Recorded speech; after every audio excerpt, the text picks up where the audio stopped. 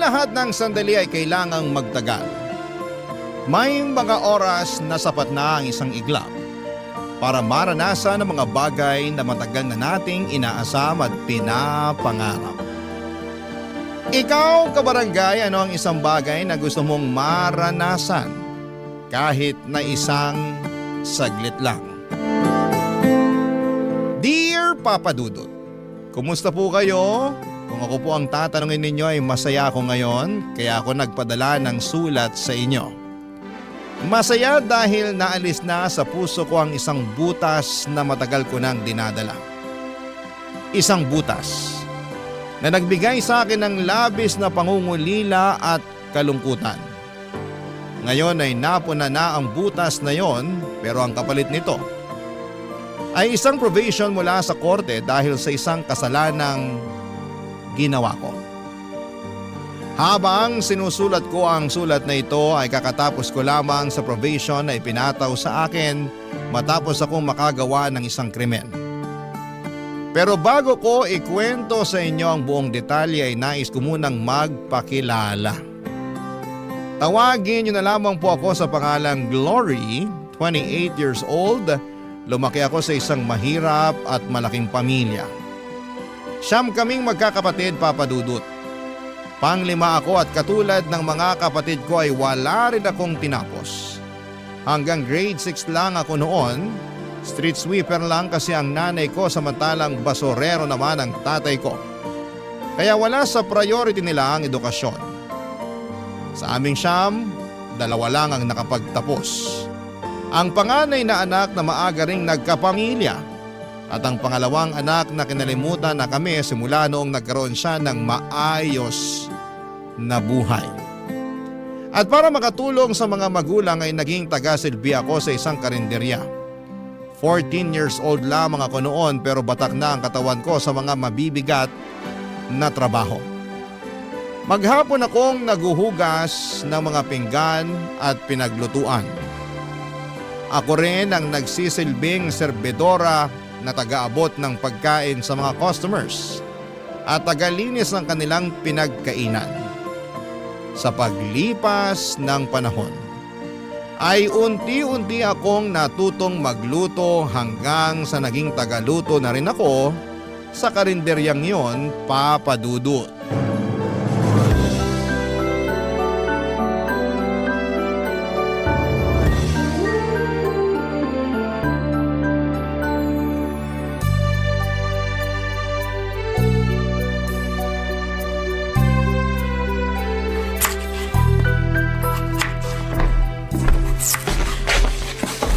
Oh, Ate Linda, maaga ka ngayon ah. Maaga ako nagising eh. Wala naman ako magawa sa bahay kaya dumiretso na ako rito para makasimula na sa trabaho. Mukhang ang marami ka nang natapos. Ano bang kailangan mo? Ituloy mo na lang nahiwain yung baboy pang Bicol Express. Nasimulan ko na yan. Okay, sige. Mabuti ka pa, nakatulog ng maayos. Samantalang ako, 2 oras lang yata tulog ko eh. Bakit naman? 10:00 ba namang umuwi si tatay? Lasing na lasing. Nagkalat na naman?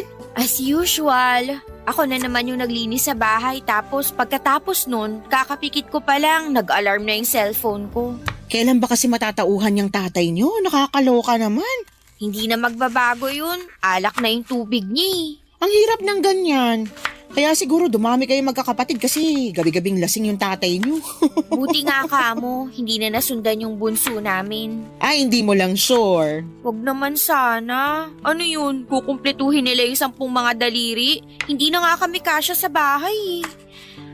Ay, kapag ako yumaman, aalis din talaga ako sa bahay. Ang tanong, yayaman ka ba? Sa sinasahod natin araw-araw kahit magtrabaho ka pa buong buhay mo, patay ka na, di ka pa rin yumayaman. Malay mo naman, makapulot ako ng milyones dyan o di kaya manalo ako sa loto. Sa malas mong yan, sa tingin mo, makakatsamba ka ng ganon? Hindi ka nga tumataya sa loto eh. Kung sa bagay, pinanganak nga pala ako sa mahirap na pamilya.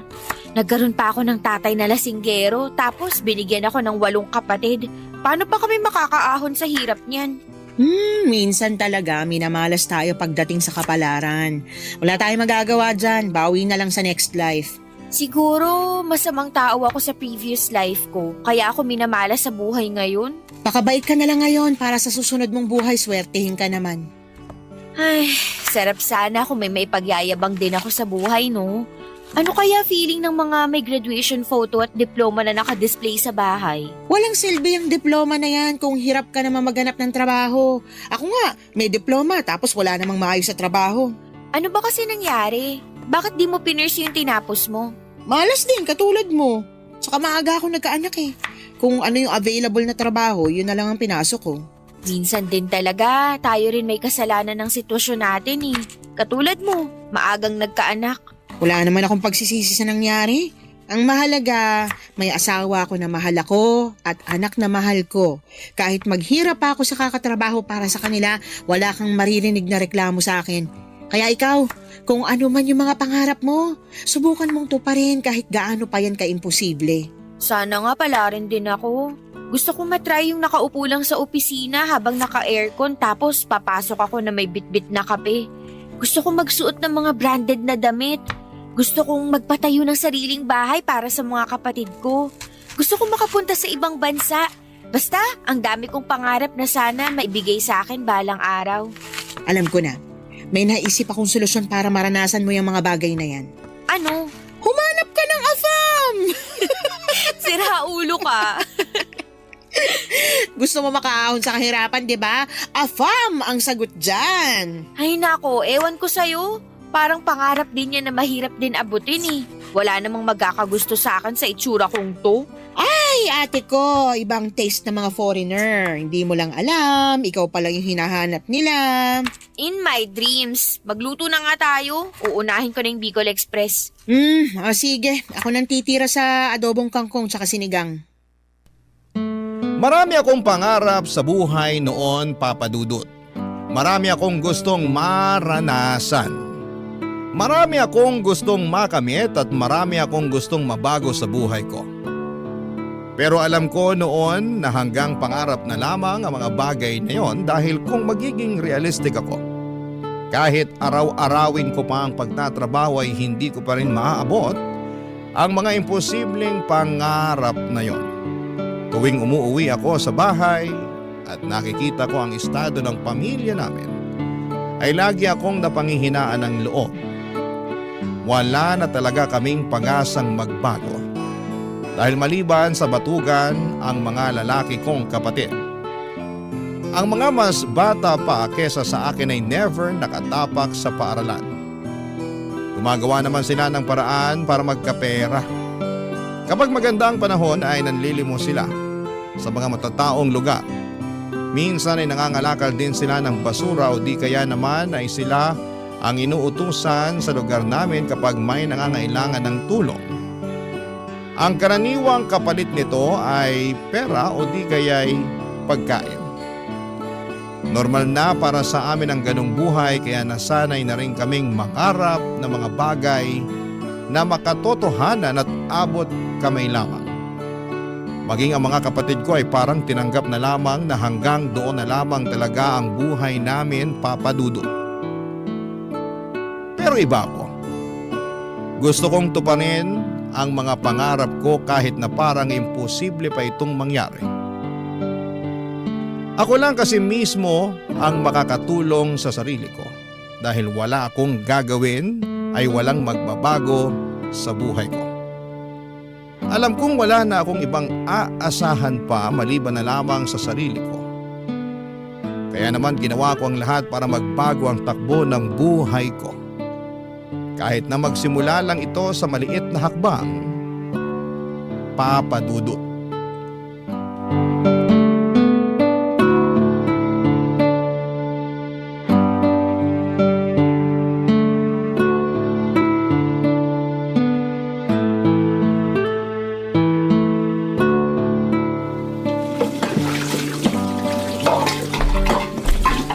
Glory, tapos ka na ba sa paghuhugas dyan para makapagsara na tayo? Malapit na, mga kutsara at mangkok na lang. Tulungan na kita dyan para matapos na. Gusto ko nang umuwi eh. Naantok na ako. Sige, ikaw na lang magbanlaw ng mga to. Ilang taong ka na ba ulit? 18, bakit? Ayaw mo ba mag-aral ulit? Bata ka pa eh. Sayang naman kung hindi mo may pagpapatuloy yung pag-aaral mo. Sa ganitong edad, itabi mo ako sa mga grade 7, baka mapagkamalan pa nila akong teacher. Hindi, pwede ka mag-TESDA. Total 18 ka na. Pasok ka na sa criteria. Marunong ka namang magluto. Magkukiri ka. May NC2 na yun. Pwede mong magamit para makapag-abroad. Wala talaga akong pambayad sa pag-aaral ko, te. Libre ang TESDA, ano ka ba? Anong libre? Walang libre sa edukasyon ngayon. Oo, siguro wala silang tuition fee. Pero may mga babayaran pa rin yan. Tapos yung pamasahe ko papapunta para mag-aral. Kung titigil ako sa trabaho, saan ako kukuha ng allowance? Pag-ipunan mo o di kaya magpatulong ka sa mga kapatid mo nakapagtapos. Di ba may dalawa kang kapatid na nakagraduate ng college? Meron, pero yung isa may sarili ng pamilya. Ayoko namang pahirapan pa yung buhay ng kapatid kong yun kasi pati naman sila naghihirap din eh. Yung isa naman, hindi ko alam. Wala na kaming balita sa kanya. Ano ba kasi nangyari sa kapatid mong yon? Ay nako, ate, sobrang lala. Hindi ko makakalimutan yung moment na yun sa buhay ko kasi first time na may lumaban kay tatay noon. Ikwento mo sa akin dali. Ganito kasi yun. Di ba alam mo naman si tatay? Ang gusto nun, dapat laging siyang nasusunod. Lahat ng salita niya, tama. Walang mali sa kanya. Kapag kumontra ka, basag ang bungo mo. Okay, tapos? Eto na nga. Napagtapos nila si ate. Nakahanap naman siya agad ng trabaho. Siyempre, happy-happy na si tatay kasi ramdam na namin yung konting pag-angat sa buhay namin.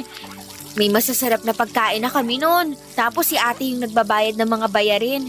Para bang nabawasan na yung trabaho nila kasi nandiyan na si ate na katulong nila. Aha, tuloy mo lang, nakikinig ako. Tapos isang araw, biglang umuwi si ate na may dalang balita. Buntis siya.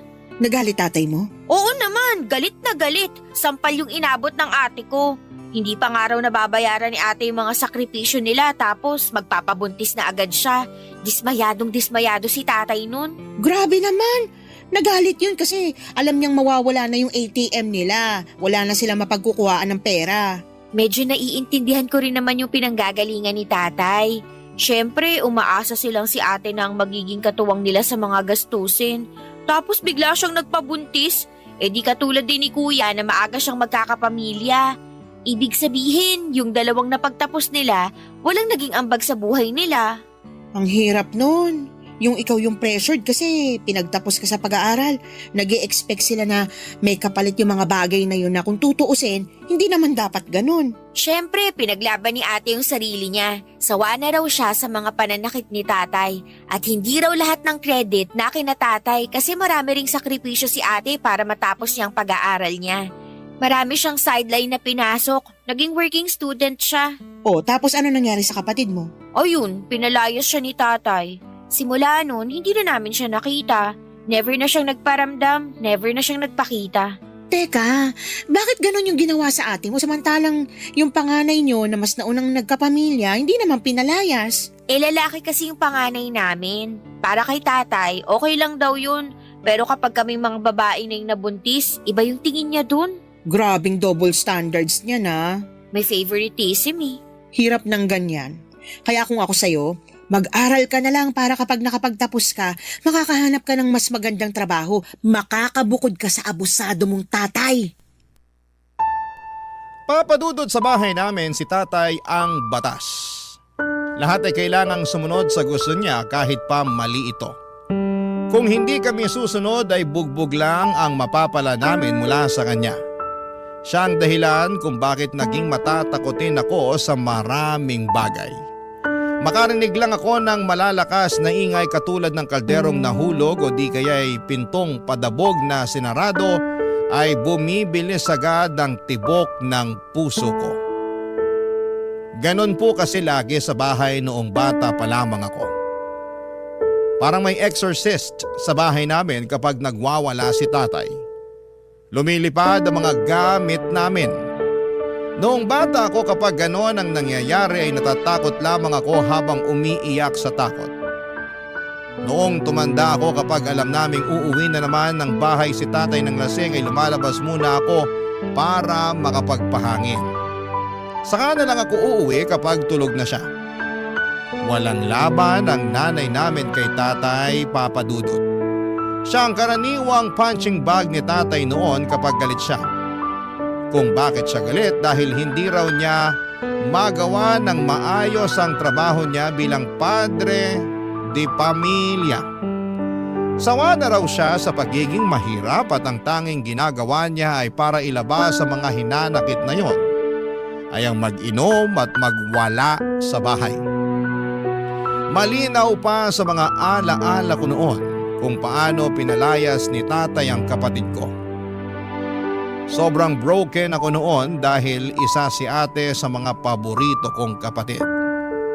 Siya ang laging nagbibigay ng pera sa akin noong bata pa lamang ako. Lagi niya ako nililibre ng pagkain. Noong pinalaya siya ay parang nawala na rin ako ng kakampi sa buhay. Papa Dudut, hindi ko maintindihan noon kung bakit gano'n na lamang ang galit ni tatay sa ate ko noong nabuntis siya.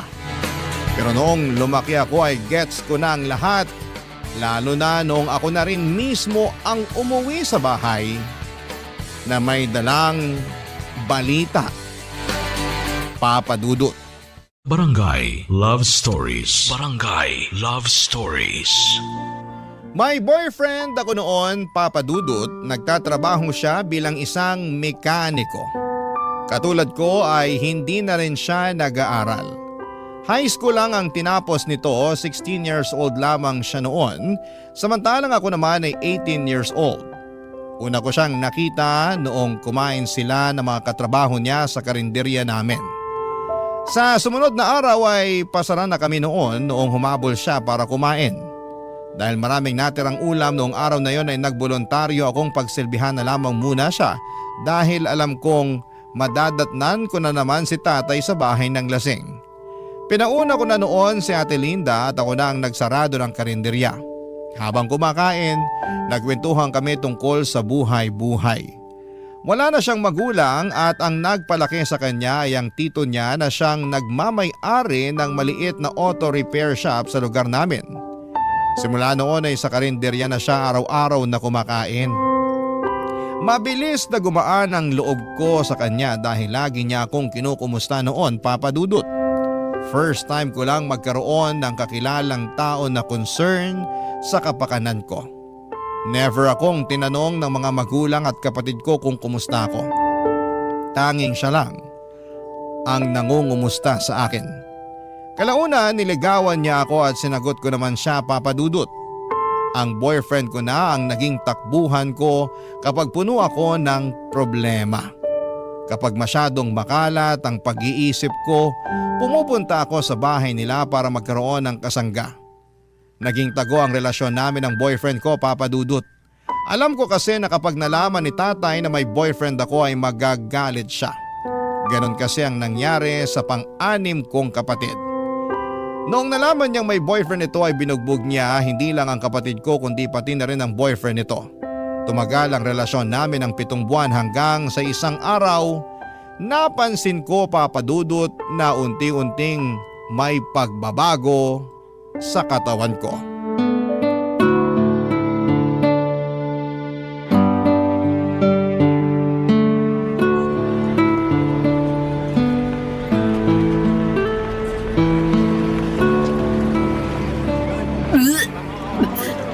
Hoy, ayos ka lang. Oo, nasusuka lang ako sa amoy ng patis. Ang tagal mo na nagtatrabaho dito. Ngayon ka pa masusuka sa amoy ng patis? Tsaka patis lang yan. Ewan ko ba, bigla na lang naging sensitive yung pang-amoy ko. Yung mga malalakas ang amoy, bagoong, pabango, pati amoy ng sigarilyo. Kapag nakakaamoy ako noon, bigla na lang sumasama pakiramdam ko. Kailan nagsimula ito? Halos 1 buwan na rin siguro. Ano pang nararamdaman mo maliban sa pagiging sensitive ng pang-amoy mo? Lagi akong pagod tsaka mabilis mahilo, lalo na sa umaga. Hindi kaya buntis ka? Ha? Hindi ah. Bakit naman ako mabubuntis? Morning sickness yung nararamdaman mo. Sintomas yan kapag buntis ang isang tao. Ganyan ako nung nagbuntis ako eh. Ate, wag mo akong tinatakot ng ganyan. Hindi kita tinatakot, seryoso ako. Na-try mo na bang mag-pregnancy test? Hindi. Hindi ko alam kung paano yun eh. Subukan mo para malaman natin kung ba't ka nagkakaganyan. O di kaya, Magpunta ka sa health center, magpa-check up ka doon, libre lang yun. Natatakot ako. Paano kung buntis nga ako? Kung buntis ka, wala tayong magagawa. Kagagawan mo yan eh. Sabi ko naman sa'yo, mag-ingat ka. Maingat naman ako. Talaga ba? Magkakaganyan ka ba kung nag-iingat ka? Ay naku, Glory, ang bata mo pa para magkaroon ng anak. 19 ka pa lang, di ba? Paano mo bubuhayin yung anak mo na yan? Hindi yun yung problema ko kundi si tatay. Baka mapatay ako noon kapag nalaman niyang buntis ako. Ikaw naman kasi. Alam mo naman na sobrang stricto ng tatay mo. Aware ka na nga sa mga consequence tapos ganyan pa ginawa mo. Hindi ko naman to ginusto eh. Hindi mo ginusto o baka hindi mo lang inaasahan? Kasi magkaiba yon. Alam mo, Glory, lahat ng mga desisyong ginagawa natin sa buhay may kaakibat na bunga yan. Nagkaroon ka ng boyfriend, ginawa nyo kung ano man yung ginawa nyo. Ngayon, yan ang bunga. Tapos anong kahihinat na pagbubuntis mo? Magagalit sa iyo yung tatay mo. Tapos ano? Palalayasin ka rin tulad ng ginawa niya sa ate mo. Sinasabi ko pa naman sa sarili ko na hindi ko gagawin yung ginawa ni ate. Paano ako niyan ngayon? Natatakot ako, Ate Linda. Baka palayasin din ako ni tatay. Hindi ka ba matutulungan ng nanay mo? Wala namang laban si nanay kay tatay eh. Lagi lang siyang nakasunod sa mga desisyon ng tatay namin. Kumpirmahin mo muna kung buntis ka nga talaga. Saka mo nalang problemahin yung mga bagay na yan kapag alam na natin kung ano talagang estado mo. Paano kung buntis nga talaga ako? Anong gagawin ko niyan? Alam ko yung takot na nararamdaman mo ngayon. Normal lang yun. Normal lang malito o malungkot pero hindi mo kailangang harapin to ng mag-isa. May boyfriend ka naman, hindi ba? Magtulungan kayo. Eh paano kung pati siya hindi niya alam gagawin niya? Ilang taon na ba tong boyfriend mo? 16. Naku, Diyos mio. Ang babata niyo pa. Talagang magagalit talaga tatay mo niyan. Paano niyo bubuhayin yung baby kung sakali?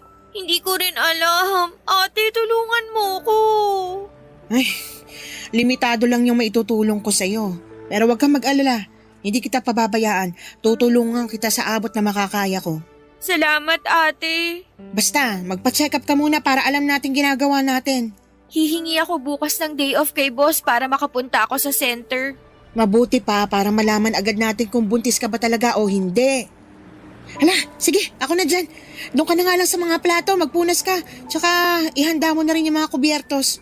Sige, pero ate, kung sakali mang buntis talaga ako, pwede bang isikreto na lang muna natin to? Oo naman. Magtiwala ka lang sa akin. Wala makakaalam ng sikreto mo. Tsaka, wala naman ako sa lugar para ipagkalat yung buhay mo. Salamat. Papadudot kumpirmado na buntis nga ako. Halos maiyak na ako sa kaba noon habang palabas ako ng center dahil sa mga nalaman kong balita. Hindi ko alam kung papaano ko ito sasabihin sa pamilya ko lalong-lalo na sa tatay ko. Ayokong matulad sa ate ko na napalayas at naging mapag-isa sa buhay. Hindi kasi ako katulad ng ate ko na madiskarte. Kapag ako ang pinalayas, wala akong ibang matutuluyan. Wala rin naman akong gaanong kaibigan na matatakbuhan maliban sa boyfriend ko. Pagkatapos kong magpa-check up sa health center ay dumiretso ako sa boyfriend ko.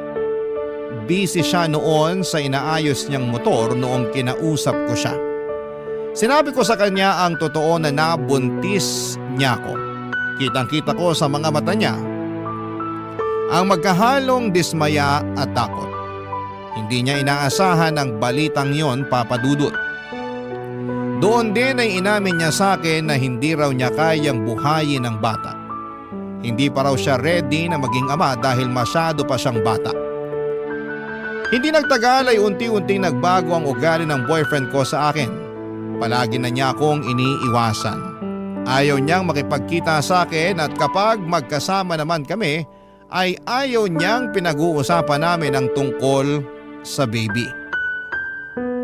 Hindi nagtagal ay hindi na nagparamdam pa sa akin ang boyfriend ko. Noong oras ding yon ay parang gumuho ang mundo ko. Ang inaasahan kong kakampi sa mga problemang kinakaharap ko ay bigla na lamang akong iniwanan. Ibig sabihin noon ay mag-isa na naman akong haharapin ang mga pagsubok na ito. Totoo nga na wala akong ibang maaasahan kundi ang sarili ko lamang dahil sa dinadala kong problema ay hindi na ako nakapag-concentrate sa trabaho ko at agad yung napansin ni Ate Linda, Papa Dudut.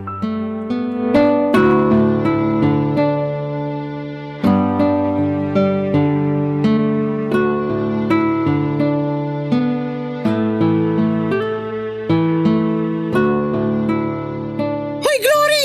Anong ginagawa mo? Papalitan ko lang po tong tubig sa water dispenser. Wala nang laman. Ako na dyan! Ano ka ba?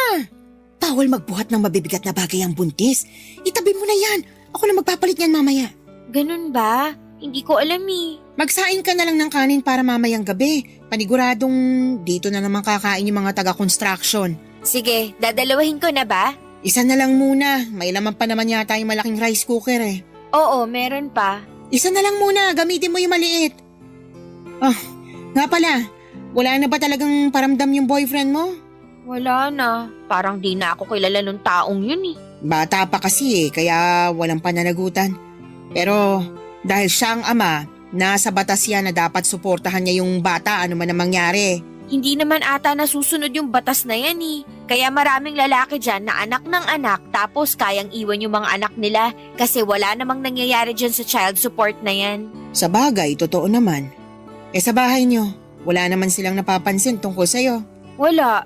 Ganun kami sa bahay eh. Walang pansinan kaya mahihirapan silang malaman na buntis ako. Hindi nga nila ako makumusta eh. Di madali lang pala itago yung tiyan mo kung sakali. Kaso, ang problema ko kapag nanganak na ako, paano natin itatago yung bata? Yun ang totoong problema.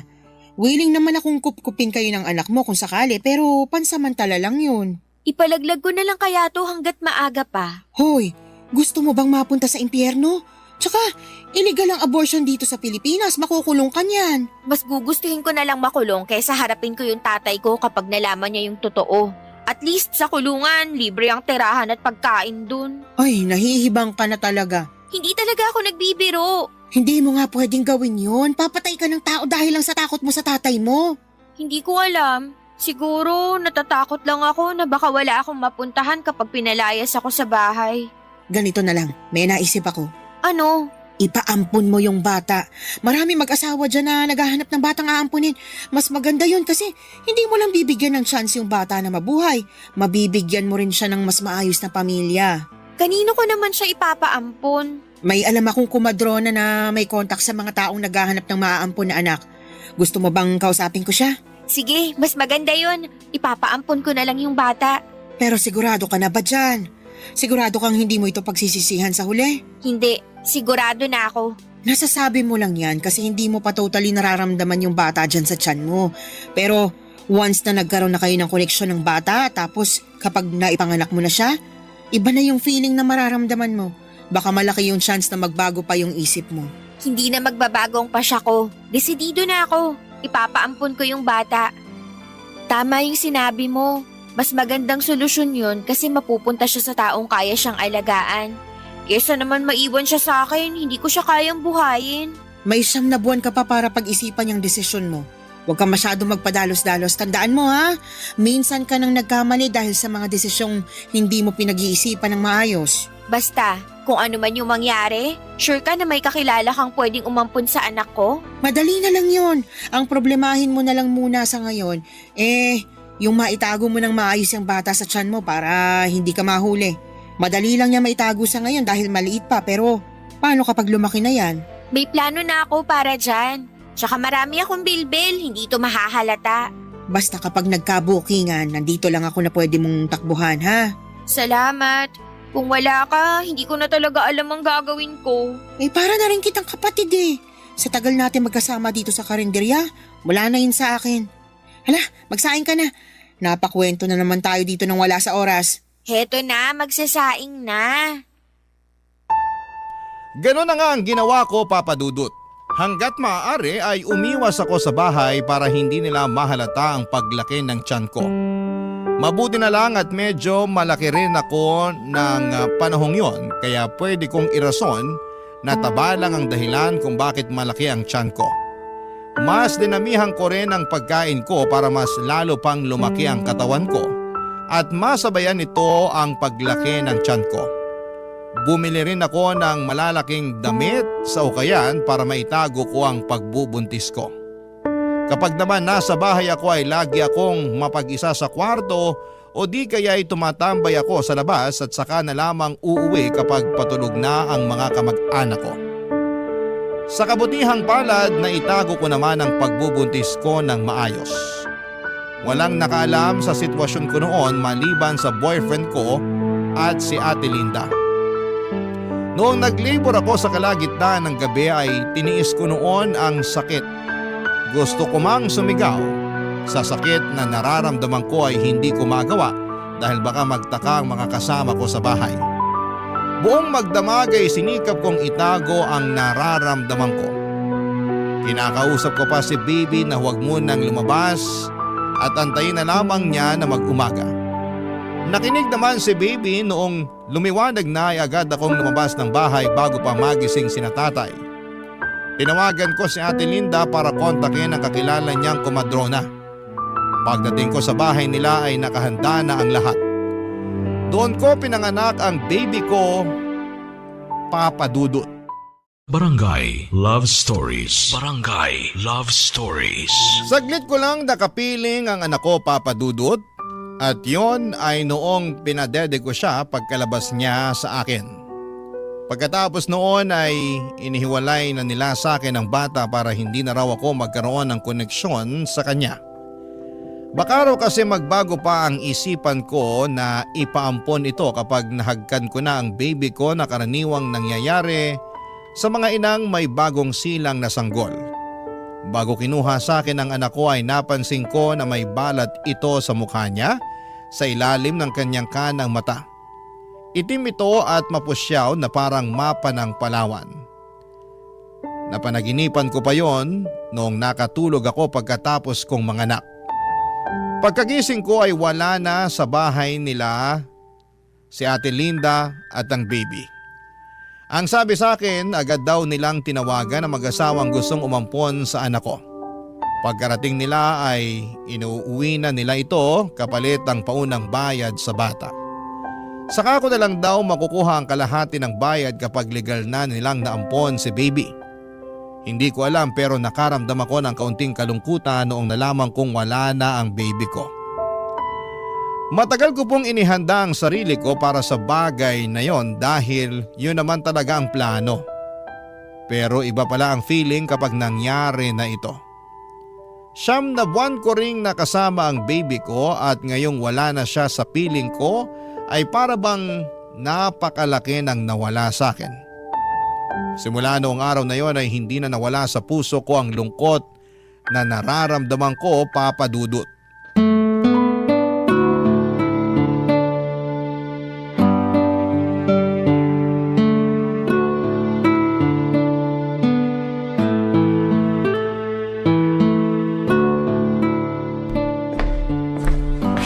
Hoy, lalim naman ang iniisip mo. Ba't ka nakatunga nga dyan? Halika na, kumain na tayo. Ang tagal mo kasi, kanina pa kita inaantay. Inantay ko lang yung huling customer na makaalis para makapagsara na tayo. Gusto mo ba to? May natira pang bistek. Sa'yo na lang yan. Alam kong paborito mo yan eh. Okay na ako dito sa adobo. O sige, ikaw bahala. Kumusta na kaya yung baby ko? Ba't mo naman iniisip yan ngayon? Wala lang, curious lang ako. Sigurado akong nasa maayos ng kalagayan yung anak mo ngayon. Nakita mo yung umampon sa baby ko? Oo, sinamahan ko yung kumadrona nung sinundo nila yung baby. Alam mo ba kung anong pangalan nila? Hindi ko na tinanong, tsaka hindi mo rin naman pwedeng malaman yung pagkakakilanlan nila eh. Bakit naman? Sa pagkakaalam ko, may confidentiality pagdating sa ganyan. Kung tama ako, close adoption yung mangyayari. Closed adoption? Ano namang ibig sabihin nun? Closed adoption ang tawag kapag ayaw makipagkilala ng adoptive parents sa biological parents. Pero bakit naman? Ewan ko, for privacy siguro. Tsaka baka natatakot sila na baka isang araw, bigla ka na lang magpakita sa pintuan nila para kunin yung anak mo. Pero legal naman yung pag-ampon nila eh. Kapag natapos na yun, wala na akong magagawa kahit gusto ko pang kunin yung anak ko. Kasi kapag natapos na yung adoption process, wala na akong karapatan sa bata. Totoo naman yun, pero irespeto na lang din natin yung gusto ng adoptive parents. Tandaan mo, sila ang nagligtas sa'yo mula sa problema mo. Nakatulong din naman ako sa problema nila eh. Nagkaroon sila ng anak dahil sa akin. Ayun nga. So pareho na kayong walang problema. Pareho na dapat kayong mag-move on. Ewan ko. Para kasing ang bigat sa dibdib. Parang ang laki ng kasalanang ginawa ko. Para naman sa ikabubuti yung mag-ina yung ginawa mo. Bakit? Nagsisisi ka na ba sa ginawa mo? Sabi ko naman kasi sa'yo napag-isipan mo yung mabuti. Hindi naman ako nagsisisi. Pero may konting panghihinayang lang ako nararamdaman. Nakakalungkot lang na sa ganun na uwi yung lahat. Hindi ako namatayan, pero ganito pala yung mawala ng anak.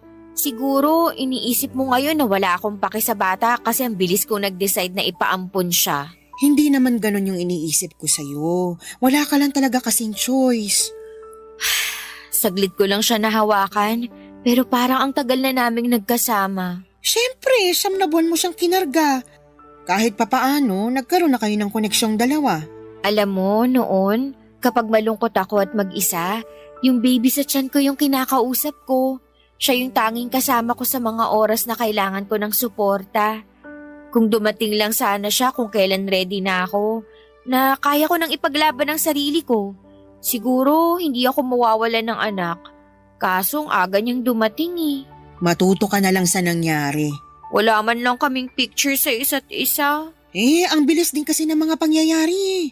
Nung nanganak ka, tinawagan na agad nung kumadrona yung mag-asawa. Pero siguro, mas makakabuti na rin yun para mabilis ako makalimot kung sakali. Tama, mas maganda nga yun. Alam mo, ate, kung hindi nawalay sa akin yung anak ko, siguro papangalanan ko siyang Elias. Uy, in fairness, ang ganda ng pangalan na yan. Ano kayong pangalan binigay nila sa anak ko? Ay nako, Glory, kung ganyan laging tumatakbo sa isip mo, hindi mo magagawang mag-move on. Palayain mo na yung anak mo. Patawarin mo na yung puso mo sa nangyari para sa ganun makapagsimula ka na ulit. Ang hirap. Alam mo, kumain na lang tayo para makauwi na rin tayo. Gusto ko nang humilata. Feeling ko, kailangan mo lang ng tulog para mawala na yung bumabagabag sa isip mo. Papadudot ng anak ako nang walang nakakaalam maliban kay Ate Linda. Ang sekreto naming yon ay naitago namin ang mahabang panahon. Mabilis na dumaan ang mga taon at kahit nawala man sa isipan ko ang tungkol sa anak ko ay nanatili pa rin siya sa puso ko. Kahit na taon na ang lumipas ay hindi pa rin nawala ang butas sa puso ko. Pakiramdam ko ay hindi ako buo dahil alam kong may kulang sa akin. May lagi akong hinahanap na hindi ko mawari kung ano.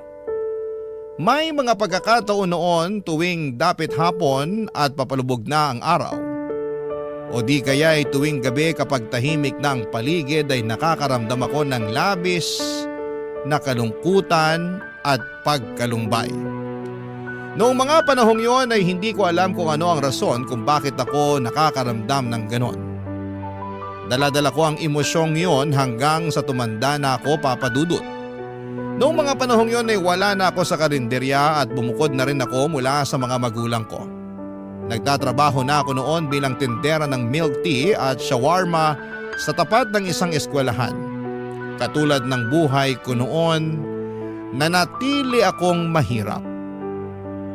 Ang mga pangarap ko noong bata ko ay nanatili na lamang na pangarap. Alam kong hindi ko na maaabot ang mga bagay na yon at tanggap ko na kung anuman ang buhay na meron ako. 7 buwan pa lang ako sa trabaho ko noon nung isang grupo ng kabataan ang tumambay sa shop namin. Isa sa mga batang nakaagaw ng pansin ko dahil sa balat nito sa mukha. Katulad ito ng balat ng baby ko. Parang mapa ng Palawan. Parang nakaramdam ako ng lukso ng dugo noong time na yon. Bumilis ang tibok ng puso ko at parang naging emosyonal ako. Kamukha niyang ex-boyfriend ko mula sa mata at hugis ng kanyang ulo at kuhang-kuha niya ang mukha nito. Hindi man ako sigurado pero alam kong siya yung anak na ipinaampun ko, Papa Dudut. At yon ay kinumpirma ko noong bumisita si Ate Linda sa shop, Papa Dudut.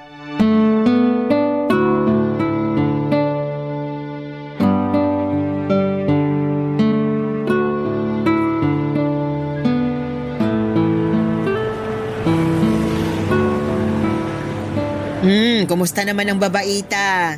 Oh my gosh, Ate Linda! Long time no see! Ano ginagawa mo rito? Gusto ko lang matikman yung shawarma nyo. Balita ko, mabili raw yan eh. Paano mo pala nalaman na nandito ako? Sa Facebook! Lagi ko kaya nakikita mga selfie mo. Oh, na-miss kita. Wait lang, igagawa kita ng bestseller namin dito. Libre kita. Ayun no, yan ang gusto ko. Mabilis lang ba yan? Mabilis lang to. Maupo ka muna dyan. O sige. So, kumusta ka na? Eto, medyo umayos-ayos naman ang buhay ko. Hindi na katulad ng dati na hirap pagdating sa pera. Sana all, may asawang promoted. Congrats pala. Nakita ko yun sa FB post mo. Hey, salamat. Ikaw naman, single ka pa rin ba hanggang ngayon? Oo, patuloy pa rin sa paghabol ng pangarap kahit mukhang mahirap nang abutin. Naku, ikaw pa. Kayang-kaya mo yan. Heto na yung merienda mo. Tikman mo, masarap yan. Salamat. Alam mo ate, may kukwento ako sa'yo. Ano yan? Naaalala mo pa ba yung anak ko noon na pinaampon natin? Oo naman, naalala ko pa siya. Bakit mo na itanong? Nakita ko yung bata. Talaga ba?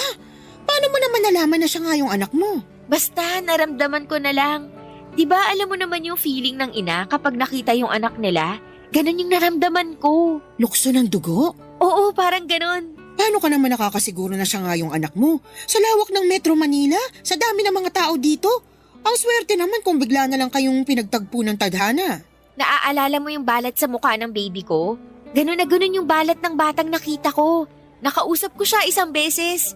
9 years old na raw siya. Sakto yun sa edad ng baby na pinanganak ko noon. Wala ka pa ring pruweba na yun nga yung anak mo. Meron. Siya mismo nagkwento sa akin na hindi siya totoong anak ng mga magulang niya. Ganon daw ka-honest yung mga magulang niya sa kanya, kaya habang bata pa, inamin na nila yung totoo. At paano mo naman nalaman yung mga bagay na yan? May tiwala sa akin yung bata. Sukoy ko kaya silang magkakaibigan dito. Nako, Glory ha, hindi ko gusto kung saan papunta tong usapan na ito. Bakit naman? Masaya lang ako na makita yung anak ko na nasa mabuti siyang kalagayan. O tapos, kung anak mo talaga siya, anong gagawin mo ngayon? Hindi ba dapat nakalimutan mo na siya ngayon? Hindi mo na dapat siya iniisip kasi iba na yung mga magulang niya, hindi na ikaw. Oo, alam ko. Pero gets mo naman ako, di ba? Ina ka rin at walang inang makakalimot sa anak niya. Pero iba kasi yung sitwasyon mo. Kahit ano pa yung sitwasyon ko, anak ko pa rin siya. Hindi naman siguro masama na makapiling ko siya kahit ilang saglit lang. Huwag mo sabihin sa akin magpapakilala ka sa kanya bilang totoo niyang ina. Hindi, syempre hindi ko naman gagawin yun. Pero parang may rason eh kung bakit kami pinagtagpo. Baka ito na yung chance ko. Chance na ano? Chance na bumawi sa kanya. Kaya hindi ko na palalampasin tong chance na to. Ay, tigilan mo nga ako sa mga chance na yan. Matagal ka nang nawalan ng chance sa anak mo. Huwag ka nang gumawa ng gulo. Ay kung ako sa'yo, kalimutan mo na yung anak mo. Mag-move on ka na, Glory. Ano ibig sabihin ng buntong hiningang yan? Wala. Tama ka. Tama lahat ng mga sinabi mo. Pero nandito na siya eh. Abot kamay ko na siya. Ay bahala ka. Basta pinagsabihan na kita ha. Huwag kang gumawa ng ikakapahamak mo. Huwag kang mag-alala. Wala akong gagawing masama. Papadudot naging regular customer ko ang mga batang tinutukoy ko. Tuwing nakikita ko sila ay sumasaya ang puso ko at gumagaan ang loob ko. Isang hapon habang uwian na ang mga bata ay dumaan sa shop ang bata para bumili ng milk tea niya. Noong oras na yon ay isang ideyang pumasok sa isipan ko. Inimbitahan ko siya na maglaro sa parke at nabanggit kasi niya na never pa siyang nakakapunta sa park dahil sobrang busy ng mga magulang nito para ipasyal siya. Pumayag ang bata na sumama sa akin at iniwan ko ang shop sa katrabaho ko at sumaglit kami sa pinakamalapit na parke. Pagkatapos maglaro ay nagpunta kami sa isang fast food at binili ko siya ng ice cream. Isang bagay na malimit din daw ibigay sa kanya ng mga magulang niya. Halos 3 oras din kaming nagkasama, papadudot. At sa mga oras na yon ay napakasaya ng puso ko. Para bang bigla na lamang nawala ang lungkot na nararamdaman ko. Sa maikling oras ay naranasan kong magpakaina sa anak ko.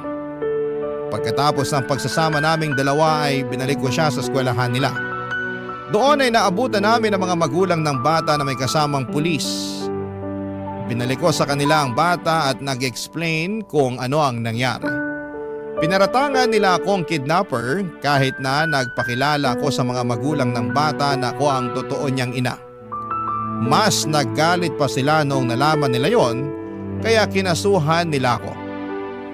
Hindi naman gaano mabigat ang parusang ipinataw sa akin dahil first offense ko pa lamang yon at wala namang masamang nangyari sa bata physically and emotionally, ay binigyan lang ako ng probation. Pinagbawalan din akong lumapit sa bata at magpakita sa kanya. Sinunod ko ang lahat ng yon nang walang pag-aalinlangan. Ang mahalaga ay nasubukan kong makasama ang anak ko at nalaman kong nasa mabuti siyang kalagayan at maganda na ang buhay nito. Pagkatapos ng probation ay lumipat ako ng trabaho at tirahan. Nagsimula ulit ako. Pero sa pagkakataong ito ay magaan na ang loob ko dahil unti-unti ko na ring napapatawad ang sarili ko. Dito na po nagtatapos ang sulat ko, Papa Dudut. Maraming salamat po. Ang inyong forever kapuso at kabarangay, Glory. Anong say mo sa Barangay Love Stories na ito? Pagkwentuhan natin sa comment section yan. Ang mga kwento ng pag-ibig, kwento ng buhay, at kwento ng pag-asa dito sa Barangay Love Stories. Love Stories. Kung kayo ay bubuo ng pamilya, dapat ay magkasama kayo ng iyong kapareha sa hirap at sarap. Hindi yung sa hirap mo lang siya gustong makasama at sa sarap ay maghahanap ka na ng iba. Ikaw kabarangay, gaano ka ba kaloyal sa iyong kinakasama? Dear Papa Dudut, may mga tao na todo-todo magmahal. Yung bang binansaga na silang martir dahil hindi nila magawang bitawan at iwanan yung taong iniibig nila. Pero sila rin yung mga tao na matiisin at mapagpasensya. Yun bang kahit paulit-ulit nang sinaktan ay nahahanap pa rin sa kanilang puso ang magpatawad. Hanggang ngayon ay naniniwala pa rin ako na kahit kailan ay hindi kahinaan ang magmahal. Bago po ang lahat ay tawagin niyo na lamang po ako sa pangalang Lala, 33 years old, taga Sariaya, Quezon. Pero dati ako nagtatrabaho at tumira sa Pasig. Programa ninyo, Papa Dudut, ang tumulong sa akin upang magkaroon ng libangan o mga panahong huminto na ako sa pagtatrabaho dahil nagkaanak na kami ni Roy. Nagkakilala kami taong 2019 noong nag-factory worker ako sa pinagtatrabahuhan niya, kung saan delivery truck driver naman siya. Tulad ng ibang love story ay mabilis kaming nagkapalagayan ng loob. At dahil pareho naman kaming single ay naging madali sa aming mapalapit sa isa't isa. Noong nabuntis ako ay tinira niya ako sa bahay ng nanay sedes niya. Pangako sa akin ni Roy na pag-iipunan niya ang pambukod namin. Umasa ako sa sinabi niya pero nagtatlong taong gulang na lamang ang anak namin ay hindi pa rin kami nakaalis sa poder ng nanay niya, Papa Dudut.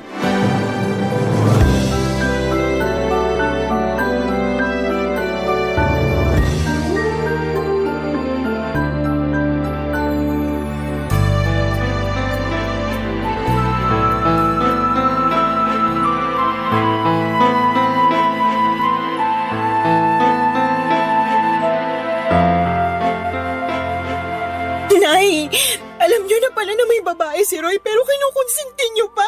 Ha? Ano ka nakonsinti ka dyan? Kilala niyo yung tinutukoy ko. Yung bagong salta na tindera dyan sa malapit na bakery na lagi niyong pinagbibilan ng pandesal.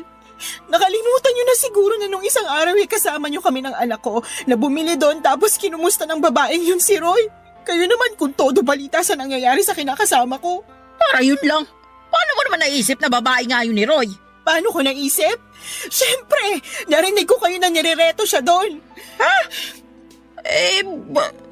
Bakit ka ba makikinig sa usapan na may usapan.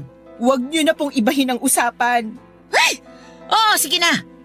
Babae nga ng anak ko yung tindera dun sa bakery. Sinasabi ko na nga ba eh. Pwede ba? Huwag kang matungal dyan na para kang baka. O may ano pang isipin ng mga kapitbahay natin? Isipin na nila kung anong gusto nilang isipin. Wala akong pakialam. Naku, kahit kailan talaga wala kang hiyain, no? Bakit? Kayo ba meron nun? Ano sinabi mo? Bastos ka! Kayo po yung mas bastos. Pag hindi talaga ako nakapagpigil, masasabunutan kita, Lala. Alam mo yung ugali mong ganyan? Yan yung dahilan kung bakit ayaw sa'yo ng anak ko. Kaya di na ako magtataka kung pinagpalit ka niya sa iba. Hindi naman ako magkakaganito kung hindi dahil sa anak nyo.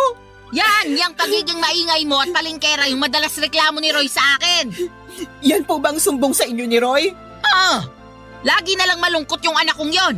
Mukhang depressed lagi kasi inaaway mo raw. Hindi totoo yan. Nag-iimbento lang siya. Ay, ginawa mo pa talagang sinungaling ang anak ko. Sinungaling naman po talaga yung anak nyo.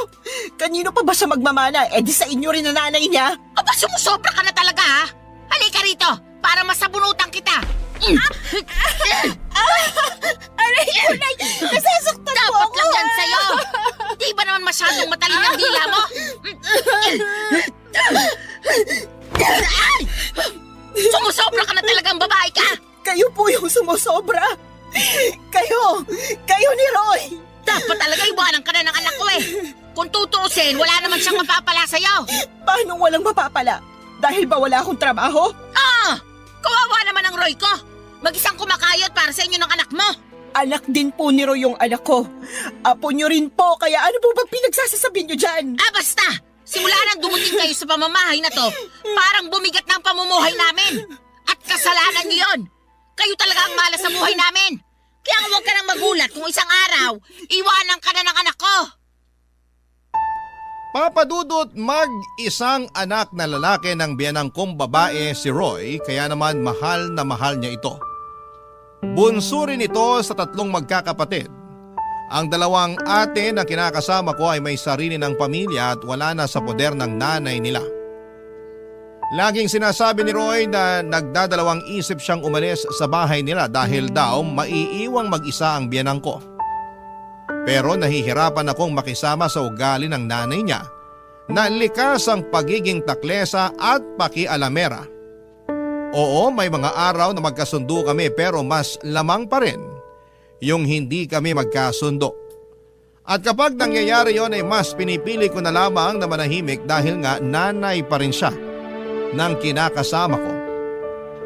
Pero sa isip ko, papadudot, ay gusto ko pa rin bumukod kami para magkaroon ako ng peace of mind.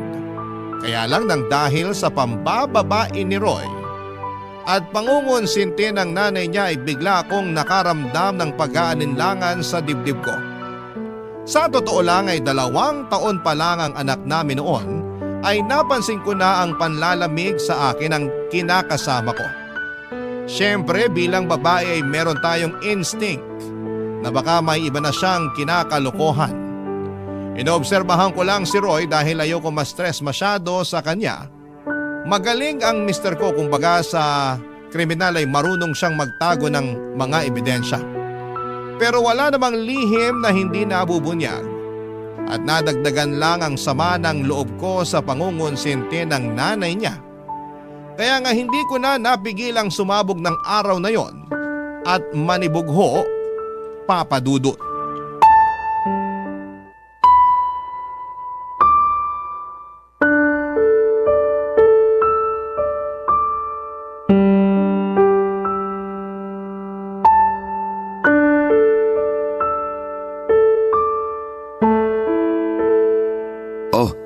Yan lang sinweldo namin. Ano to? Anong ano yan? E di sweldo namin. 500? Bakit ito lang? Magagawa ko kung yan lang. Baka nakakalimutan mo na marami akong loan. Malamang kinaltas na dyan. Hindi ako naniniwala sa'yo. Patingin ang payslip mo. Ayoko nga. Anong ayaw mo? Wala na. Tinapon ko na. Roy naman, napakaliit nito. Alam mo namang may sakit yung anak natin, diba? E akala ko ba magaling na siya? Hindi naman tumalab yung halamang gamot na pinainom ng nanay mo sa kanya. Hindi nawala yung lagnat niya. Natatakot na ako baka kung ano ng sakit ng anak natin. Masyado ka namang OA. Ayos lang yung anak natin. Paano magiging ayos? Pabalik-balik nga yung lagnat niya. Tsaka, ako pa talaga yung OA, ha? Para ka namang hindi nag-aalala sa anak mo. Nag-aalala rin ako. Pero anong magagawa ko kung yan lang ang sinahod ko? Pagkasyain mo na lang. Dalhin mo sa public hospital o center yung anak natin. Doon mo ipa-check up. Baka nga makalibre ka pa. Sige, susubukan ko. Ganyan nga. Subukan mo rin manghingi ng libreng gamot. Malamang bigyan ka rin doon. Oh, ano pang binubuntong hininga mo dyan? Akala mo ba hindi na ako nakakahalata? Nakakahalata sa ano ba? Na palagi na lang kakarampot yung perang binibigay mo sa amin ng anak ko. Anak naman ng teteng. Di ka ba nakinig? Sabi ko, kaltasan ngayon. Kaya yan na lang natira. Ang sabihin mo, binigay mo yung pera mo dun sa babae mo. Ha? Ano bang pinagsasasabi mo dyan? Kunwari ka pa. Akala mo yata hindi ko alam na naglalandian kayo ng tindera dun sa bakery na laging pinagbibilan ng nanay ng pandesal. Oh, paano naman tayo napunta dun? Huwag mo akong gawing tanga. Buwisit naman, Lala. Ano bang iniiyak-iyak mo? Nakuha mo ba akong tanungin alam mo naman sa sarili mo yung dahilan? Araw-araw na lang na ginawa ng Diyos na pinararamdam mo sa akin na hindi mo na ako mahal. Pero alam mo yung mas masakit? Pati yung anak mo na sarili mong dugot laman wala ka na rin pakialam. Pwede ba? Pagod ako ha. Galing na nga ako sa trabaho oh. Bad trip na nga ako na maliit sweldo ko tapos mas babad tripin mo pa ako. Galing daw sa trabaho, lukoy mo lelang mo. Aba, talaga naman. Akala mo talaga sa akin pinanganak kahapon ano? Tingnan mo nga, anong oras na? 12:00 na ng madaling araw. Sinabi mo sa akin kanina na tuwing gantong araw wala kayong delivery sa malayo. Kaya wag na wag mong maidadahilan sa akin na dun ka ginabi. Sabihin mo inuna mo pang pumunta sa babae bago umuwi rito sa bahay. Ay, nakakasira ka talaga ng ulo na babae ka. Dami mong alam. Dami mong satsat. Bakit? Dahil ba 500 lang binigay ko sa'yo? Isa na rin yun sa mga dahilan. Ewan ko sa'yo. Buti pa matutulog na ako. Taga, hindi ba tayo tapos mag-usap, Roy? Ayaw na kitang kausap. Kainis ka. Ikaw pa talaga may ganang mainis? Malamang. Pagod na nga yung tao tapos sinermonan mo pa. Di ka na lang magpasalamat may inabot ako sa'yo. Meron pa naman tayong makakain hanggang sa susunod na sweldo ko. Masyado ka lang talagang mapaghanap.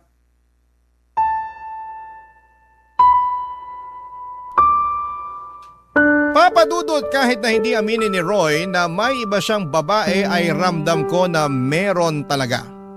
Lalo pa na sumasala na siya sa pagbibigay sa amin ng anak niya.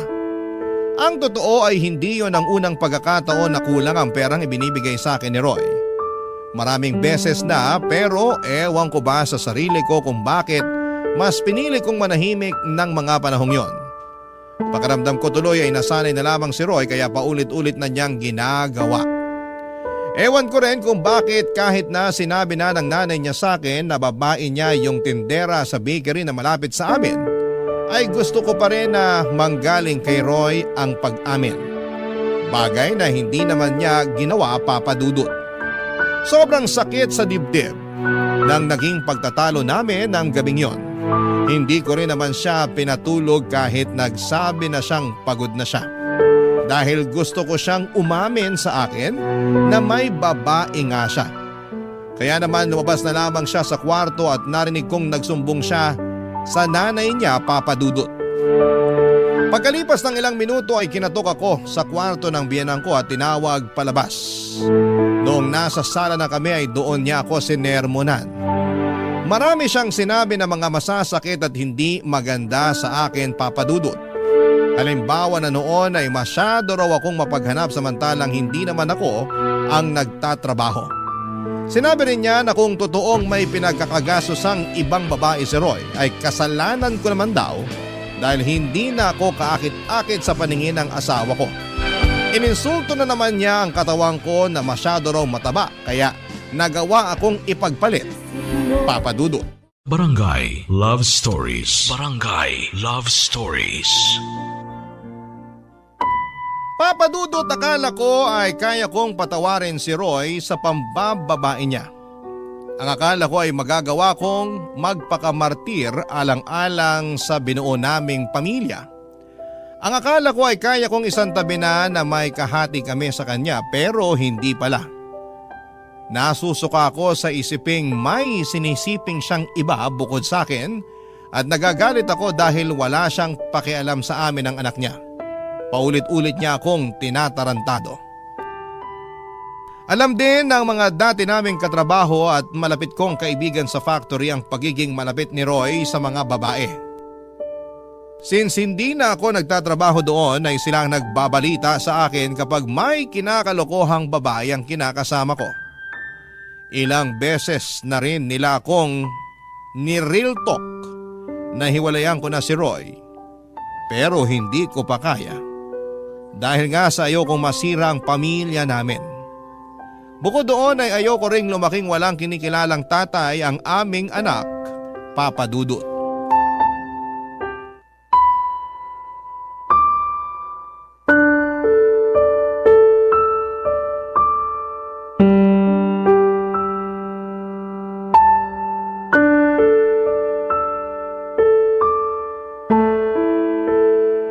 Lala, masayiin mo nga yung likod ko. Sakit na eh. Busy ako. Anong busy? Tulog naman anak natin. Ano pa bang gagawin mo? Marami. Magsasampay pa ako ng mga damit natin. Akala ko naman tapos ka na maglaba. Hindi pa. Kasi pinakain ko pa't pinatulog yung anak natin. Mabuti sana kung tinutulungan mo ko kaso hindi naman. Pagod ako. 6 na araw kaya ako nagtrabaho. Ngayon na nga lang day off ko, patutulungin mo pa ako sa'yo sa paglalaba. Oh, edi sana ikaw na lang muna nagpakain sa anak natin. Sana tapos na ako sa pagsasampay. Bakit ko gagawin yun? Pagod nga ako. At trabaho ng mga babae yun. Alam mo ikaw? Oh, ano na naman? Wala. Balik na ako sa pagsasampay.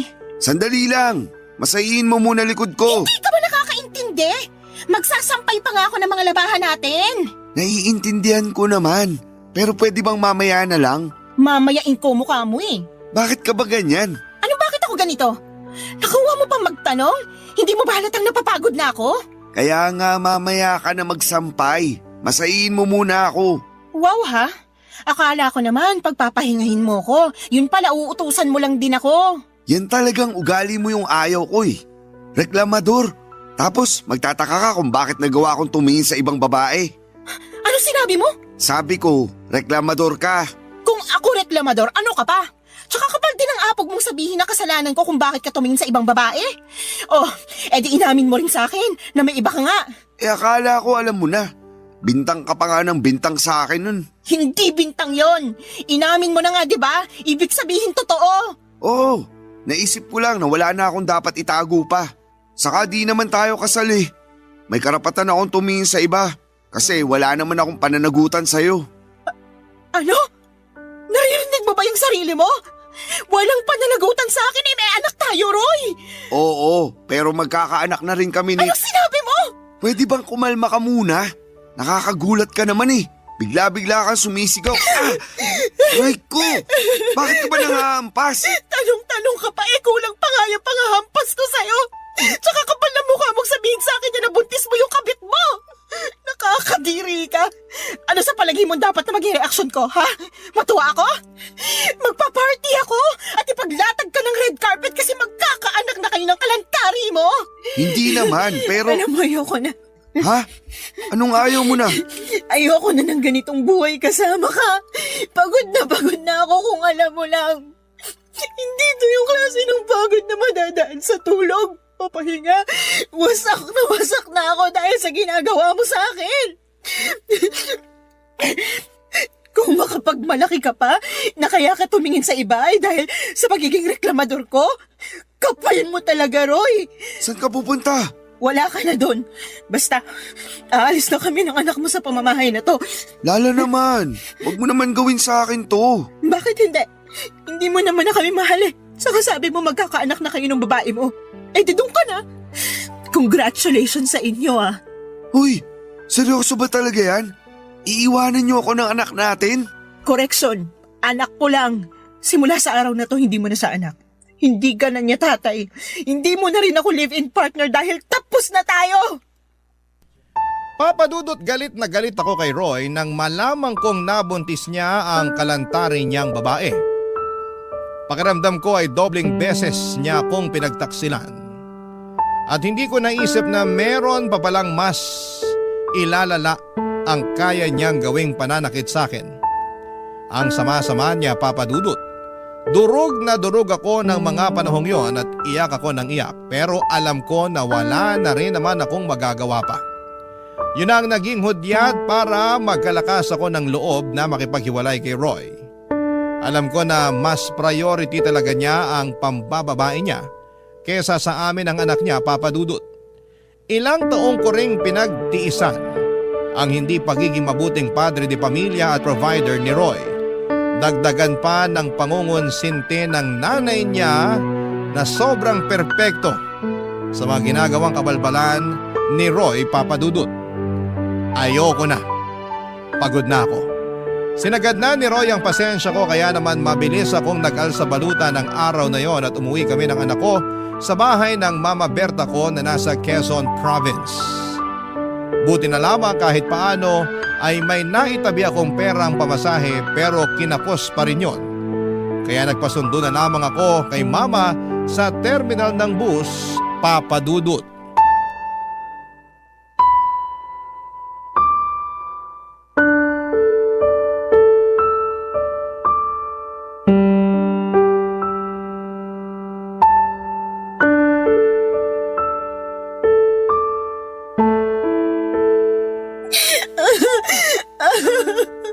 Kung hindi pa naman tinamaan ng lintik yung Roy na yan. Halika, samahan mo ako sa kanila dun sa Pasig. Puputulin ko yung pagkalalaki niya. Wag na po. Saka ayoko na rin pong bumalik sa kanila. Pwes, ako ang babalik para maipaghiganti kita. Hindi na po kailangan. Ayoko na po ng gulo. Ewan ko, hindi ako mapakali. Gusto kitang ipaghiganti. Sobrang sama ng ginawa ng Roy na yun sa'yo, nak. Tapos pati nanay niya kinukonsinti siya. Aba talaga naman. Opo, inahayaan niya ng babae yung anak niya at pinalalabas na kasalanan ko kasi marami raw akong pagkukulang. Babalatan ko sila ng buhay mag-ina eh. Kailan pa nila ginagawa yun sa'yo? Matagal ko na pong nararamdaman na may babae si Roy, pero nito lang sa umamin at ang masahol pa, nabuntis na raw niya. Matagal na pala pero tiniis mo lang. Ayoko lang kasing masirang pamilya namin eh. Ayokong mawalan ng tatay ang anak ko. Mas mabuti pang lumaki na walang kinikilalang tatay yung anak mo. Kesa meron nga pero nuknuka naman ang katarantaduhan. Buti naman natauhan ka na, Lala.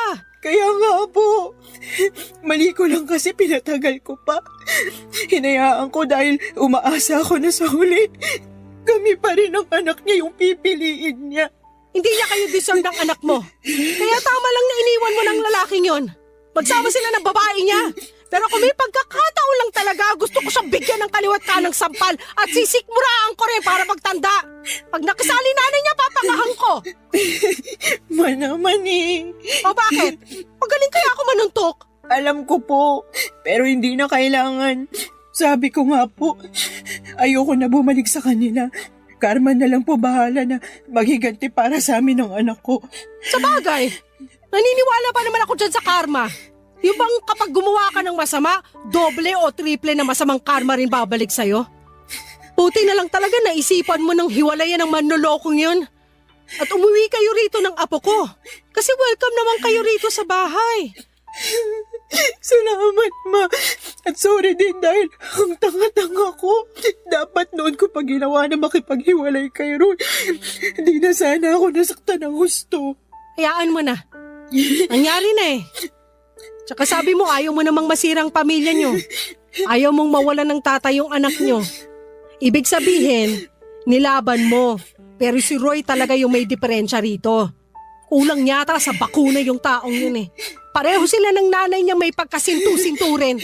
Pag naligaw talaga yun dito sa Quezon, makakatikim mo sa akin ng suntok sa muka. Paawat na po kayo. Hindi ko lang matanggap na ginano nila ang kaisa-isang anak ko.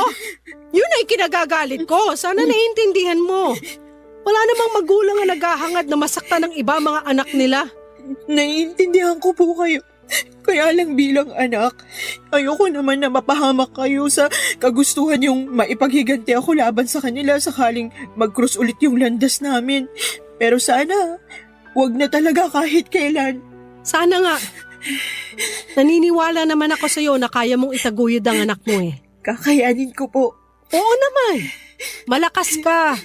Matapang kang babae. Ako kaya nanay mo. Tsaka nandito lang kami ng tatay mo para tulungan kang bumangon. Papadudot mabait si Mama at ang kinakasama niya na tinuring ko na rin parang tunay na ama dahil hinayaan nila kami ng anak ko na magstay sa bahay nila. Matagal na panahon na rin simula nang umalis ako sa Sariaya para hanapin ang kapalaran ko sa Maynila. Doon ako nakapagtrabaho at nakapagrenta ng maliit na apartment bago ko nakilala si Roy. Wala akong kapatid at wala rin namang anak ang mama ko sa tatay-tatayan ko at tanging pagtitinda lamang ng mga gulay at prutas sa may tabing kalsada ang pinagkakabalahan nila. Kaya naman masayang-masaya sila dahil umuwi kami ng anak ko. Sa paglipas ng mga araw ay sinabi ko sa sarili ko na gusto ko na lang mag-focus sa pag-move on kay Roy at intindihin ang anak ko. Kaya nga kahit masakit, mahirap at nakakatakot ay sinimulang kong umusan. Butit nandyan ang mama ko na Papadudot. Barangay Love Stories. Barangay Love Stories. Papadudot, mabilis na lumipas ang 2 buwan. Masasabi ko na gumanda na ang disposisyon ko sa buhay at oo, nandun pa rin yung kirot at panghihinayang para sa pangarap kong pamilya na kasama si Roy. Pero iniisip ko na lamang na baka hindi talaga kami ang tinadhana para sa isa't isa. Saka sabi rin ni Mama, mas mabuti na maghiwalay kami kesa habang buhay akong mag-suffer. Nakasama siya. Feeling ko kasi ay mamamatay talaga ako sa konsumisyon sa dati kong kinakasama, Papadudot. Bukod sa pag-aalaga sa anak ko ay tumutulong ako kina Mama at Papa sa pagtitinda. Masaya ako dahil nagkaroon ako ng bagong pag-asa sa buhay matapos ng pinagdaanan kong kabiguan. At kapag naiisip ko ang karanasan kong yon, ay natatawa na lamang ako sa sarili ko dahil hinayaan kong mamalagi ako ng matagal sa ganong klase ng sitwasyon. Pero sa bagay, nagmahal lang naman ako at kahit kailan ay hindi yon kahinaan o kasalanan. Kaya lang isang araw ay nakatanggap ako ng tawag sa cellphone mula sa isang unknown number. Hindi ko na sana sasagutin pero nasagot ko pa rin, Papadudot. Ganon na lamang ang gulat ko nang ang nanay ng dati kong kinakasama na si Roy ang nasa kabilang linya. Binalita niya sa akin na may sakit daw ang anak niya at kailangan nito ng tulong at pag-aalaga ko. Pinababalik nila ako sa bahay nila sa Pasig pero hindi ako pumayag, Papadudot. Binabaan ko ng cellphone ang nanay ni Roy at makaraan lang ang 3 araw ay gulat na gulat ako nang pumunta siya sa bahay namin sa Sariaya, Quezon.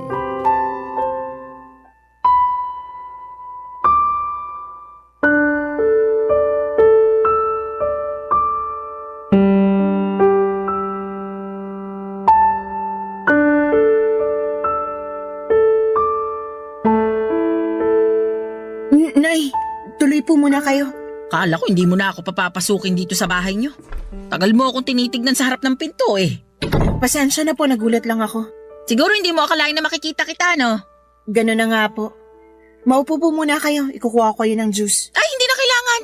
Wala rin naman akong planong magtagal pa rito sa bahay niyo. Lala, may bisita ka pala? Ay ma, kayo pala. Ikaw ang nanay ni Lala? Oo. Eh ikaw, sino ka? Ako si Sedes, nanay ni Roy. Roy? Yung manloloko? Hinay-hinay ka sa pananalita mo tungkol sa anak ko, ha? Ikaw ang maghinay-hinay. Baka nakakalimutan mo nasa pamamahay kita. Uy, talaga naman. Lala, pagsabihan mo nga yung nanay mo, sabihin mo, matutong rumispeto. Opo. Wow! Ako pa pala ang walang respeto rito, Sedes. Baka nakakalimutan mong ikaw at ang magaling mong anak ang hindi rumispeto sa anak kong si Lala. Akala mo ba hindi ko alam ang panloloko ng anak mo sa anak ko? At pati na rin pangungunsinti mo sa kalokohan ng Roy na yon. Ha? Ano sinasabi mo? Ma, huwag niyo na pong awayin si Nanay Sedes. Ano magawain na isa tong malakas ang loob pumarito sa bahay natin? Ano bang ginagawa mo rito, ha? Ano? Ito kasing anak mo si Lala. Kausap ko lang nung nakaraan sa cellphone. Pero binabaan ako ng tawag. Buti na lang alam ng anak ko kung saan yung bahay nyo. Kaya pumunta na ako. O bakit ka pumunta rito? Gusto ko lang pabalikin si Lala sa bahay namin. Kailangan siya ng anak ko. Ano ka mo? Tama ba yung narinig ko? Oo! Di pa naman siguro mahina ang pandinig mo, no? Hindi pa. At malakas pa rin ako manuntok. Mama naman, huwag niyo na pong patulan si Nanay Sedes. Nakakapikon yung matandang yan eh. Lakas na loob pumunta rito sabihin bumalik ka na rin sa kanila? Aba sinuswerte lang? Nay, diba? Sinabi ko na po na ayoko nang bumalik sa bahay niyo. Ayoko nang makita si Roy. Tapos na kami simula nang mabuntis niya yung babae niya. Nandun na tayo, pero may sakit yung anak ko. Kailangan ka niya.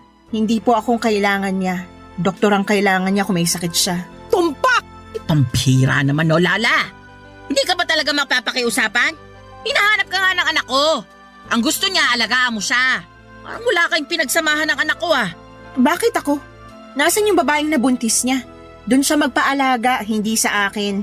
Tungkol sa bagay na yan, wala na. Hiwalay na sila matapos makuna ng babae. Kaya nga nagkasakit si Roy kasi nagluluksa siya sa namatay niyang anak. Oh, di ba? Ang bilis ng karma talaga. Ma, please, wag na po kayo magsalita dyan. Kaya ko na to. Sorry po, Nay Sedes. Pero hindi ako tagapag-alaga ng anak niyo. Oo, nakakalungkot yung nangyari sa baby nila ng babae niya. Pero labas na po ako doon. Hiwalay na kami ni Roy, tapos na kami.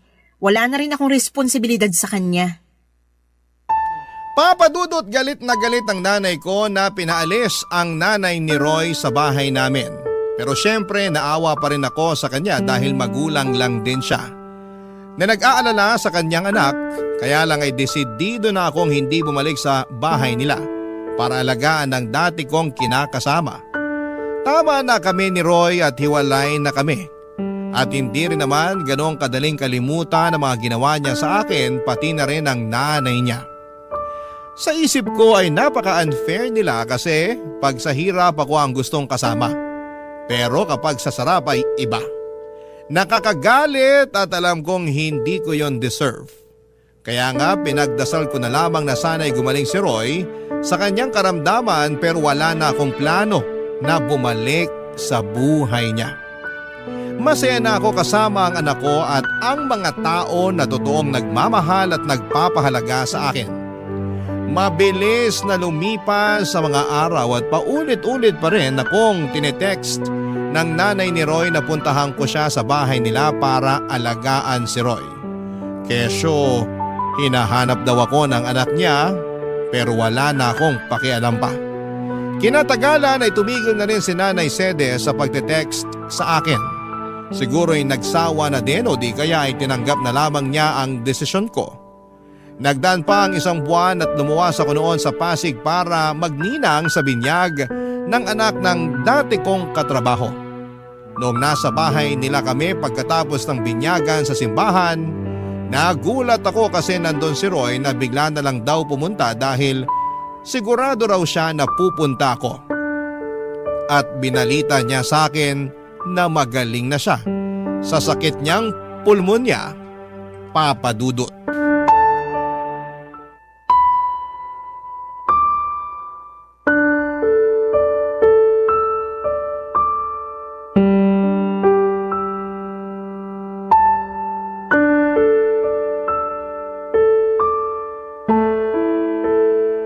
Alam mo, panira ka ng araw eh. Sorry na. Surihin mo mukha mo. Nagpunta ako rito para makita mga dati kong katrabaho, hindi ikaw. Alam ko naman yun pero ito na lang yung paraan na naisip ko para makausap ka. Hindi mo na rin kasi sinasagot yung mga text at tawag namin sa'yo ni nanay. Ay, sorry ha. Hindi ko na rin natatanggap. Nakablock na kayo sa akin. Ang kulit nyo kasi mag-ina eh. Hindi mo na ba talaga kami mapapatawad? Yung nanay mo, napatawad ko na. Pero ikaw, hinding-hindi. Lakas ng tama mo, no? Nakuha mo pa talagang itanong sa akin ang bagay na yan? Umaasa pa rin kasi ako na magkakabalikan tayo. Siraan na lang ang tuktok ko pag binalikan pa kita. Pero may anak tayo. May karapatan pa rin ako sa bata. Hindi ka naman nagpakatatay sa anak natin eh. Ayaw mo nga na alagaan siya, di ba? Dami mo pa nung dahilan, kesyo pagod ka. Nagawain ko yun kasi babae ako. Nakakapikong ka na. Kaya nga nagbabagong buhay na ako. O anong gagawin ko sa pagbabagong buhay mo? Lala naman, wag mo naman gawin sa akin to. Gagawin ko kung anong gusto kong gawin. Ikaw nga, ginawa mo lang din noon yung gusto mo eh. Alam ko naging siraulo ako. Alam ko marami akong pagkukulang sa inyo ng anak natin. Pero pinagsisisihan ko na yun lahat. Hindi mo na ba ako pwedeng patawarin? Hindi mo na ba ako pwedeng bigyan ng pangalawang pagkakataon? Binibigay lang ang pangalawang pagkakataong sinasabi mo sa mga taong deserving. Pero ikaw, hindi ka kasama sa mga taong yon, Roy. Huwag ka nang umasa na makikipagbalikan pa ako sa'yo dahil matagal na tayong tapos. Maawa ka naman sa akin oh. Naawa ka ba sa akin nung niloko mo ako? Naawa ka ba sa akin nung pinagmukha niyo kung pangit ng nanay mo para lang makonsinti ang pambababae mo? Hindi naman, di ba? Kaya sabihin mo, bakit ako maaawa sa'yo? Mabuti pa umalis ka na. Lala naman, huwag mo akong paalisin. Anong wag paalisin? Hindi ka naman imbitado rito. Tsaka sinisira mong araw ko, nakakainis ka na. Gusto ko lang naman mag-sorry sa'yo. Wala nang magagawa yung sorry mo, hindi na ako makikipagbalikan sa'yo. Gusto mo bang lumuhod ako? Ano? Sige, luluhod ako. Tumayo ka nga dyan, nakakahiya ka. Wala akong pakialam kahit na nakakahiya pa tong ginagawa ko. Pero desperado na ako. Gusto kong magkabalikan tayo. Gusto kong magsimula ulit tayo ng panibagong buhay. Gusto ko na ulit magpakatatay sa anak natin. Tumayo ka na dyan, sabi eh. Tatayo lang ako kapag pumayag ka nang bumalik sa akin. Di wag kang tumayo dyan. Bahala ka sa buhay mo. Iwanan na kita. Sandali lang! Roy, napipit ko na talaga ako sa'yo ah. Isa pang pangungulit mo sa barangay na tayo mag-uusap. Sinabi ko na sa'yo na hindi na ako makikipagbalikan sa'yo. Pagod na ako sa relasyon natin. Ayoko na ulit mangunsumi sa'yo. Ngayon, kung totoo nga na nagbago ka na, di mabuti. Pero hindi ibig sabihin doon na natatapos yung mga kasalanan mo sa akin. Kung alam mo lang kung gaano kalalim yung sugat sa puso ko na kagagawan mo. Sana hindi na lang kita nakilala noon. Sana hindi na lang kita minahal.